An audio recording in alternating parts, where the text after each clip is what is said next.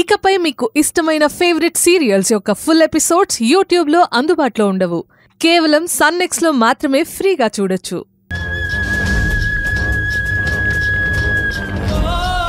అసలు నాకు ఆ కేసుకి ఏ సంబంధం లేదు. పాపకు మీకు ఏ సంబంధం లేదని అంటున్నారు. అన్నంత మాత్రాన రక్త సంబంధం లేకుండా పోతుందా? అల్లుడు కేసుకి మీకు ఏ సంబంధం లేదని చెప్తున్నారు. సంబంధం లేకుండా పోతుందా? ఓఫ్, తలా తోక లేకుండా మాట్లాడుకో. మీరేమైనా అనుకోండి, ఈ పసిదాని మొహం చూసైనా సరే అల్లుడు గారిని బయటికి తీసుకురండి. నువ్వేదో వాడికి కాళ్ళు కడిగి కన్యాదానం చేసినట్టు మాటి మాటికి అల్లుడు అల్లుడు అని మంత్రం చదువుతున్నావేంటి? దొంగతనంగా నా కూతుర్ని తీసుకెళ్లిన గజ దొంగవాడు.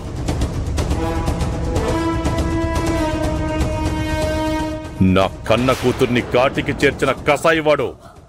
నా కుటుంబాన్ని నాశనం చేయడానికి పుట్టిన రాక్షసుడు వాడు. అటువంటి వాడికి నేను సహాయం చేయాలా?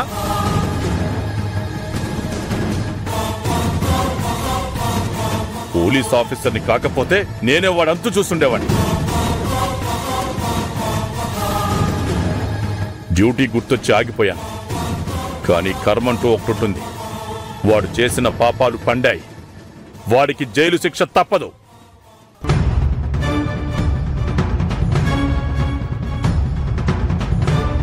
అలా అనకండి నాన్న. నేను చాలాసార్లు చెప్పాను, బావ నిర్దోషి. చెయ్యని తప్పుకి మీరు పంతం పట్టి బావ పతనానికి కారణమవుతున్నారు. సొంత మనవరాళ్లి కన్నీళ్లకి కారణమవుతున్నారు. ఏమండి, మీకు చేతులెత్తి దండం పెడతాను, అతన్ని కాపాడండి. అవునన్న, బావని కాపాడండి. అవును తాతయ్య, నాన్నని కాపాడండి. మీరెన్ని సెంటిమెంట్ డ్రామాలాడినా ఆ హంతకుడికి నేను ఎటువంటి సహాయం చేయను. ఇదే ఫైనల్.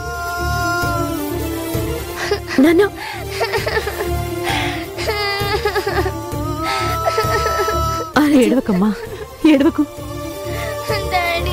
ఏడవకమ్మా, ఏడవకు.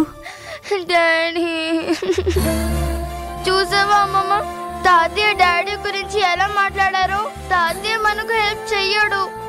తాతయ్య అలా అంటారు గాని మనకు తప్పకుండా సహాయం చేస్తారమ్మా. మనం తప్పు చేయనప్పుడు మనం భయపడకూడదు, ఇలా బాధపడకూడదు. మనలాంటి వారికి ఆ భగవంతుడు ఎప్పుడూ సహాయం చేస్తాడమ్మా. అవునమ్మా, చూస్తూ ఉండు, మీ నాన్న త్వరలోనే బయటికొస్తాడు. నీ అమ్మమ్మని చెప్తున్నాను కదా, నా మాట నమ్ము.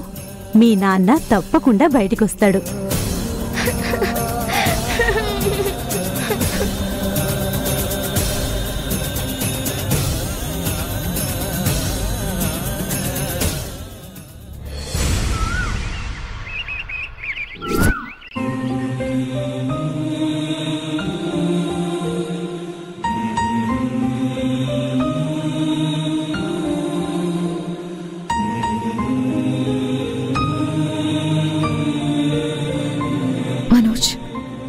నీలాంటి మంచి వ్యక్తిని ఇలాంటి పరిస్థితుల్లో చూడడం చాలా బాధగా ఉంది. కొన్ని విషయాలు అప్పుడు చెప్పలేకపోయాను, ఇప్పుడు చెప్తున్నాను. మనసులో గౌతమ్ని పెట్టుకుని నీతో పెళ్లి కొప్పుకున్నాను. నీకు ఆశ కల్పించినందుకు దయచేసి నన్ను క్షమించండి. గౌతమ్ మనసులో నేనున్నానని నాకు తెలుసు. నేను వేరొకరి భార్య అవుతున్నానన్న భయంతో నన్ను ఎంతో ప్రేమించే గౌతమ్ తన మనసులోని ప్రేమని నాకు చెప్తాడు. మా పెళ్లి జరుగుతుందని ఈ పెళ్లికి అంగీకరించాను. పరిస్థితులు అర్థం చేసుకుని మనసులు కలిసిన మా ఇద్దరికి పెద్ద మనసుతో నువ్వు మా పెళ్లికి సపోర్ట్ చేస్తావని, ఈ పెళ్లికి నీతో అంత దూరం రావాల్సి వచ్చింది. గౌతమ్ తన మనసులోని ప్రేమని నాతో చెప్పలేకపోయాడు. దురదృష్టవశాత్తు మీ మీద హత్యా ప్రయత్నం జరిగింది. మనోజ్, ఎప్పుడు స్పృహలోకి వస్తావు? మీ మీద మర్డర్ అటెంప్ట్ ఎవరు చేశారో అది మీకు మాత్రమే తెలుసు. వాడిని మీరు చూశారు. ఎవరో మిమ్మల్ని చంపాలని చూస్తే పాపం అనవసరంగా గౌతమ్ ఇరుక్కున్నాడు. జైల్లో మగ్గిపోతున్నాడు. నువ్వు కళ్ళు తెరిచి నిజం చెప్తే కానీ అసలు విషయం బయటకు రాదు. అసలైన దోషికే శిక్ష పడదు.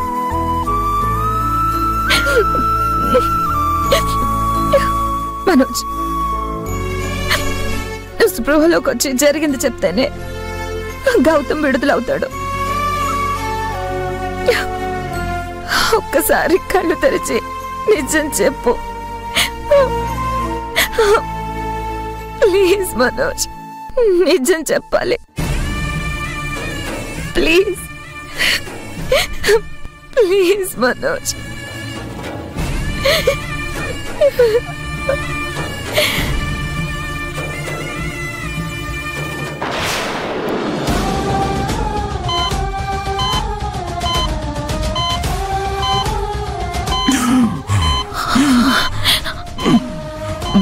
Manoj, Manoj, Manoj, doctor, doctor, Manoj, Manoj,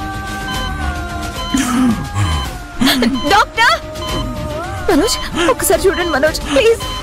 doctor, doctor. ఏం చేస్తున్నావే నువ్వు? అది మనోజ్ ఎలా ఉన్నాడో చూద్దామని. చూద్దామని వచ్చావా, చంపుదామని వచ్చావా? నేనెందుకు అలా చేస్తానండి?